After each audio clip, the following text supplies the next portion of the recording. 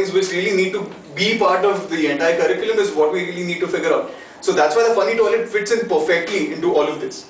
So we did build a UDD in school because one of the things also is our school is on the outskirts of Pune. We do not have a pipe water connection. Water is hard to find and so on. So we get tankers for our water and so on. So we really also needed to save water over there. So there were lots of good reasons for doing what we did. The funny toilet is also a cob toilet. It's so the superstructure is in cob. We have reused quite a lot of things. So we have used a lot of junk in different ways that we could find out and so on. And the good thing is, if any one of you, I mean all of you are welcome to school anytime. So if you do come to school, just catch hold of any kid. I mean they'll catch hold of you before, that's a different story. But they'll take you around, they'll take you to the funny toilet, they'll tell you that I pee here, I poo there. The tree gives me food, I give food back to the trees. I mean, the loops and the cycles and things which we are talking about, perhaps they don't recognize the loop, the effect over here. But perhaps they do, because that's what they're talking about finally. So it's that exchange, it's that feeling of being one with everybody around me that really needs to be harbored. Because the reason why we started school was, it's called Aman Setu, because we thought that there are crevasses around us everywhere. I mean, there are the have-nots, there are the, everything is like cut into pieces. Things need to be bridged and we need peace. And so how can we really incorporate all these things together is what we were trying to look at. So that's why we started the school in the first place. And the school caters to children of all backgrounds. So we have school kids, I mean our kids are coming from the nearby villages.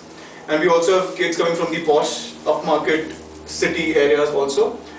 There are some kids who pay complete fees, there are some kids who do not pay fees, there are some kids who pay halfway fees. We have a sliding fee structure. It's based on a rating scale which you are working on right now. So we are trying out different things in different ways that we feel are appropriate and we feel will help all of us move on in the direction that we all really wish to also. So what's the difference between the kids and the parents, the way they perceive, for example, the UDD? Is there a difference and how does knowledge flow? Does it? During the first parent-teachers meeting, we had a separate slot for the UDD because we knew that it would really be interesting or it would raise eyebrows also because this is a different thing and the kids are already told at their house because it's something really exciting to have like a toilet which is not like the toilet back home. In a few households they don't have a toilet back home. So in a few houses they do practice open defecation, but we are trying to work on a few things. I mean, we didn't wish to rush anything at all. So because the backgrounds are diverse, the results are also very diverse. So the funny toilet has had different responses from different places. So it's also the teen bhukanda sandas. So you have 3 holes, right? So you confuse what to do in which one and so on. So the parents, so we encourage the parents to actually go and try out the toilet and, you know, feel the difference, so to say, and understand why we are doing what we are doing and so on.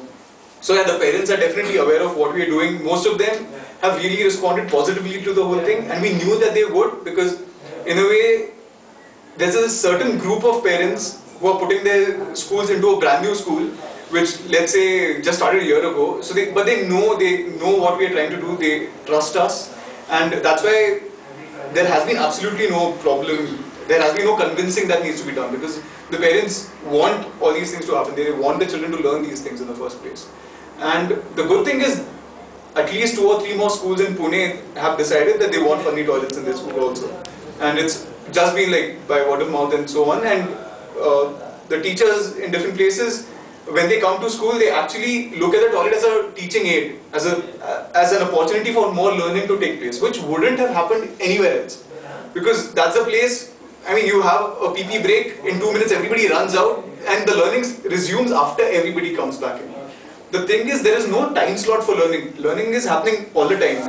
So, I mean, you're learning right now about how boring I can be. So this is learning. I mean, everybody keeps learning all the time. So the toilet is an excellent place where all of us can learn because that's the only place where I do not receive phone calls, my mother's not bugging me, nobody else is, you know, harassing me, I can sit down. It's my sanctum sanctorum in any case. So that's where your inner peace and everything else lies. So why not explore the possibilities of the toilet being much more than just a place where you go and poo.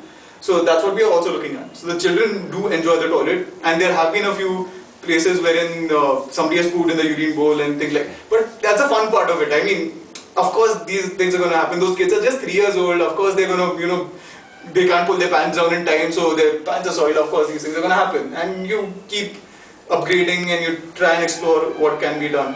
Even the pan I tried to redesign it in such a way that it's easier to clean, because I expected the kids to poop all over the place, and all of which they haven't, thankfully.